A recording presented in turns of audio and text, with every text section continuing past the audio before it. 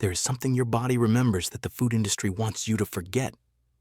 For thousands of years, across the vast landscapes of Africa, people thrived on bread that built empires, sustained warriors, and nourished communities through drought and abundance.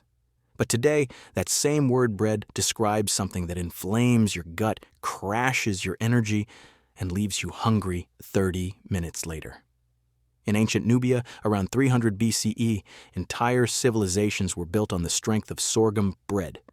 The Kushite Kingdom, which conquered Egypt and ruled for nearly a century, fed its armies on fermented flatbreads made from millet and teff. These weren't just carbohydrates, they were complete nutrition wrapped in a simple, digestible form. Warriors marched hundreds of miles, builders erected pyramids that still stand in Sudan today. And they did it all fueled by bread that modern nutritionists would call primitive. Fast forward to today, 1 in 3 adults is pre-diabetic, celiac. Disease has quadrupled since the 1950s. Millions suffer from what doctors vaguely label as gluten sensitivity.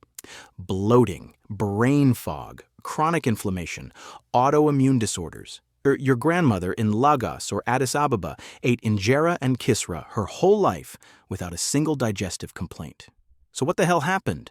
The answer isn't that you're weak or that African grains are inferior. The answer is that modern bread is a manufactured food product engineered for profit, not health. And the ancient African baker grinding teff by hand in the Ethiopian highlands knew something about grain that Kellogg's and Wonder Bread desperately need you to forget. Before we go deeper, drop a comment below. Have you ever felt worse after eating modern bread? Fatigue, bloating, joint pain? Let us know, because what you're about to learn will completely change how you see every loaf on the grocery shelf. Pick up any supermarket loaf and flip to the ingredients. Enriched wheat flour, which is code for wheat stripped of all nutritional value, then injected with synthetic vitamins to meet bare legal minimums. High fructose corn syrup, soybean oil, monoglycerides and diglycerides, calcium propionate, azotocarbonamide, a chemical also found in yoga mats and shoe soles. This isn't bread. This is industrial output. Ancient African bread had 3 to 5 ingredients maximum. Teff and water for injera, sorghum, water, and wild yeast for kisra, millet, salt, and thyme for the flatbreads of the Sahel. That's it. No preservatives needed because the bread was eaten fresh or within days. No chemicals required because the fermentation itself preserved it. But modern industrial bread needs 20 to 30 ingredients just to stay soft on a shelf for 2 weeks. And that's just the surface. The grain itself has been fundamentally altered. The wheat in your sandwich bread today is semi-dwarf wheat, developed in the 1960s for maximum yield per acre. Not nutrition, not digestibility. Yield. This wheat contains 42 chromosomes compared to the 14 in ancient einkorn. That genetic manipulation introduced gluten proteins your great-grandmother's digestive system never encountered. The gliadin fraction, responsible for most gluten reactions, is structurally different. Your immune system sees it as a foreign invader and responds with inflammation. Meanwhile, ancient African grains like teff, sorghum, fonio, and millet were left untouched by industrial breeding programs. Teff has been cultivated in Ethiopia for over 5,000 years, with virtually no genetic modification. Its structure remains simple, recognizable, digestible. Sorghum, a staple across the Sahel and southern Africa, is naturally gluten-free and packed with resistant starch that feeds beneficial gut bacteria. These grains didn't need to be improved because they were already perfect for human health. Then there's the milling. Ancient African communities used stone grinding, pounding mortars, or hand mills. Slow processes that kept the grain intact. To understand why ancient African bread was superior, you need to know the grains. Teff, the smallest grain in the world, is a nutritional powerhouse. 1 cup of cooked teff contains more calcium than a cup of milk. It has twice the iron of wheat and 3 times the fiber. It's loaded with resistant starch, which passes through your small intestine undigested and feeds the beneficial bacteria in your colon. This creates short-chain fatty acids that reduce inflammation, improve insulin sensitivity, and protect against colon cancer. Ancient Ethiopians didn't know the biochemistry, but they knew teff kept them strong. Warriors preparing for battle ate injera for sustained energy. Pregnant women consumed it for iron and calcium. Children grew on it without the growth stunting and malnutrition that plague wheat-dependent populations today. Then there's sorghum. Across West Africa, the Sahel and Sudan, sorghum was the grain of choice for millennia. It thrives in arid conditions where wheat fails, and nutritionally it outperforms wheat in almost every category. Sorghum contains high levels of polycosanols, plant compounds that lower cholesterol. It's rich in antioxidants like phenolic acids and tannins that combat oxidative stress. And because it's gluten-free, it never triggers the immune reactions that modern wheat does. In northern Nigeria, kisra, a fermented sorghum flatbread, has been a dietary staple for over 1,000 years.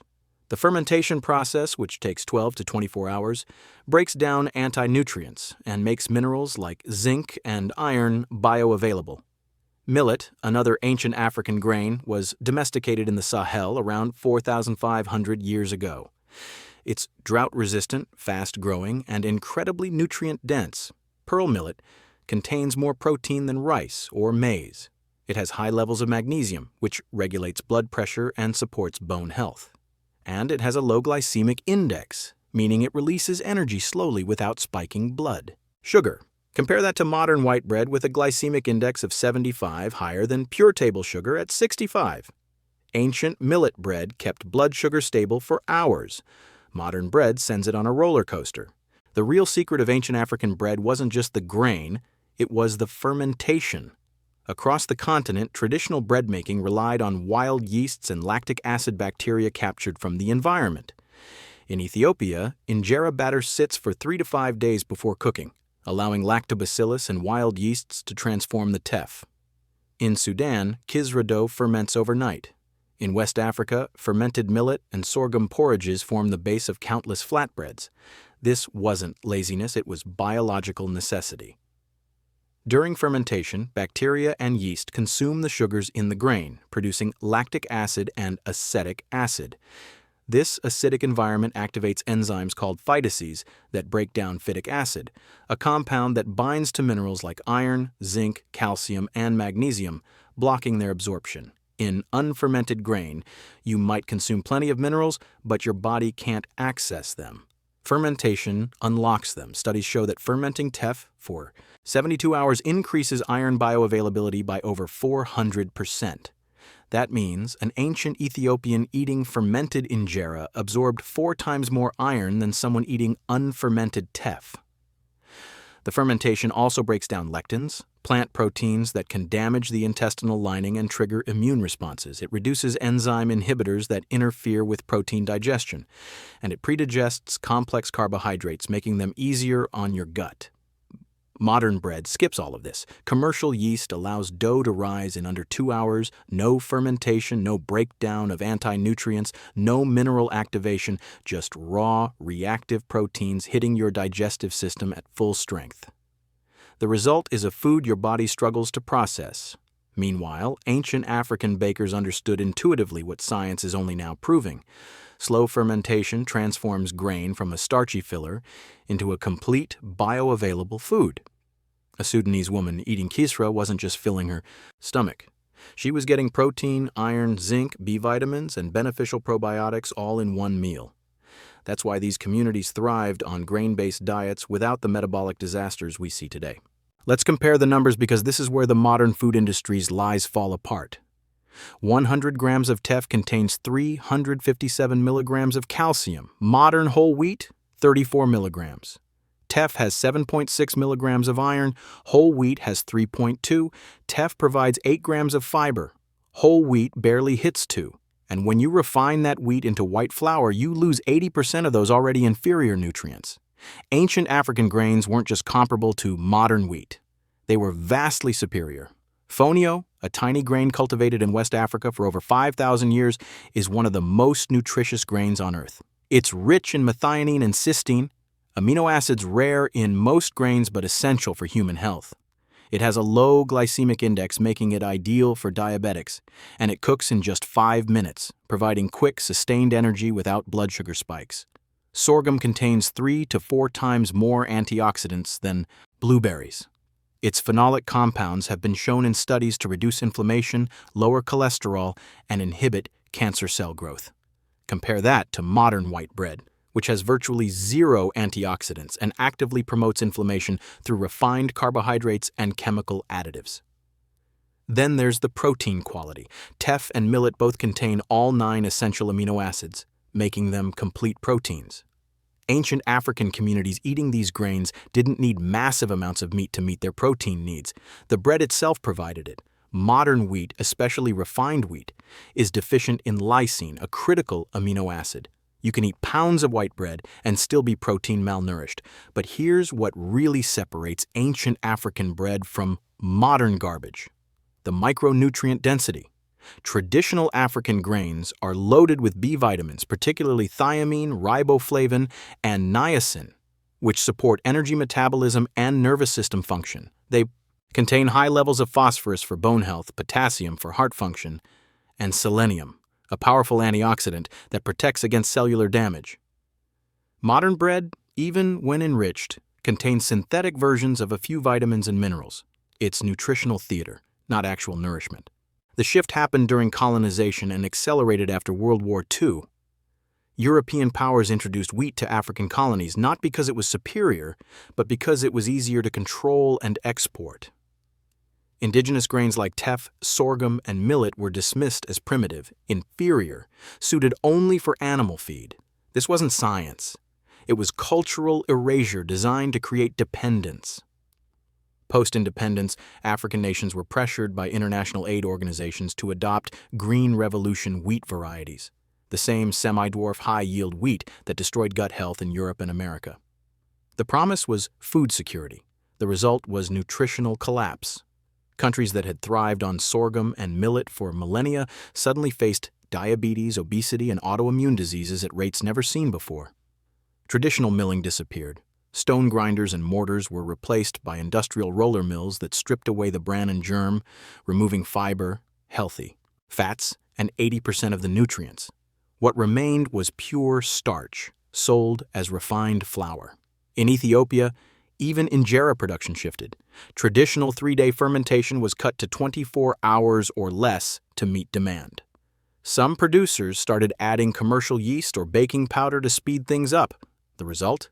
Injera that looks the same but lacks the probiotic richness and digestibility of the traditional version. In West Africa, imported white bread became a status symbol. Cheap, soft, and sweet, it replaced traditional sorghum and millet breads in urban areas. But that convenience came with a brutal cost. Type 2 diabetes, virtually unknown in traditional African societies, began appearing in cities where refined wheat consumption was highest. Obesity rates skyrocketed. Inflammatory bowel diseases emerged. The industrial food system will tell you this is because Africans are eating too much, exercising too little, or genetically predisposed to these conditions. But the timeline tells the truth.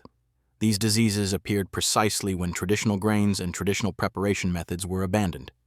Ancient Africans weren't superhuman. They simply had access to real food, prepared in ways that nourished rather than harmed. Modern research is finally catching up to what ancient Africans knew instinctively. A study published in the Journal of Nutritional Science found that teff consumption significantly improved blood sugar control in diabetic patients compared to wheat. Another study from the University of Pretoria showed that sorghum bread lowered cholesterol levels and reduced markers of inflammation in just 6 weeks. Researchers at Addis Ababa University analyzed traditional injera and found it contained over 30 strains of beneficial lactobacillus bacteria, the same probiotics sold in expensive supplements today. These bacteria support digestion, boost immunity, and even produce vitamins like B12 in your gut. You don't get this from modern bread. You get inflammatory lectins, gluten fragments your body can't process, and chemical preservatives that kill your gut microbiome. In northern Ghana, researchers studied communities still eating traditional millet and sorghum bread, despite consuming 70% of their calories from grain. These populations had virtually zero incidence of type 2 diabetes, obesity, or celiac disease. Compare that to urban Ghanaians eating imported wheat bread. Diabetes rates among this group had increased by over 300% in just 20 years. The grain wasn't the problem, the processing was.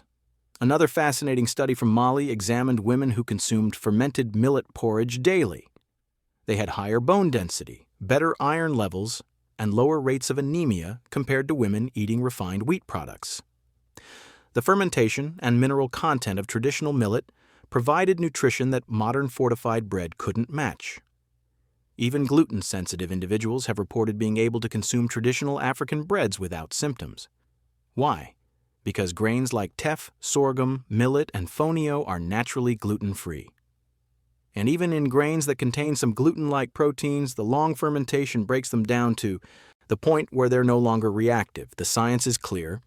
Ancient African bread wasn't just culturally significant. It was biochemically superior, designed by thousands of years of trial, error, and wisdom to nourish the human body in ways modern industrial products never will.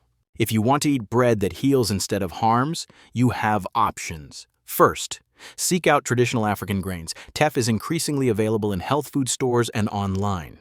Use it to make injera at home. Mix teff flour with water. Let it ferment for 3 to 5 days at room temperature, then cook it on a hot skillet. The process is simple, and the result is a nutrient-dense, probiotic-rich bread that actually supports your health. Second, explore sorghum and millet. You can find these grains at African or international markets.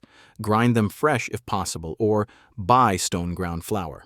Mix with water and a bit of salt. Let the dough ferment overnight. Bake or cook as flatbread. The slow fermentation activates nutrients and makes digestion effortless. Third, reduce or eliminate modern refined bread entirely.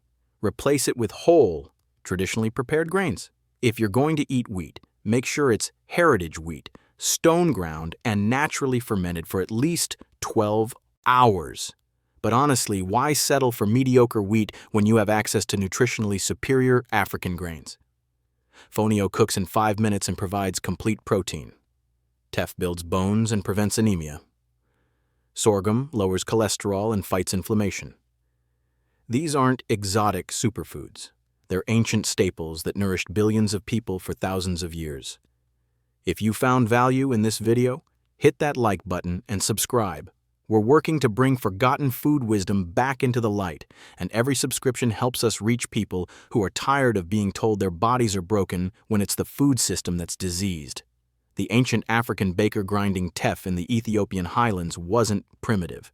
She was working with a system perfected over millennia, a system that prioritized nutrition, digestibility, and sustainability. We traded that wisdom for convenience and corporate profit. We replaced nourishing grains with genetically manipulated wheat. We abandoned fermentation for speed. We chose chemicals over culture. And now we pay the price in chronic disease, inflammation, and metabolic collapse. The answer isn't more medication or restrictive diets. The answer is returning to what worked. Ancient African bread was a superfood because it was real. Grown in living soil, milled with care, fermented with patience, eaten with respect. That knowledge was never lost. It was buried. And every time you choose teff over white bread, sorghum over processed wheat, traditional fermentation over commercial shortcuts, you reclaim a piece of that ancient wisdom. Wisdom that kept people healthy when survival was hard.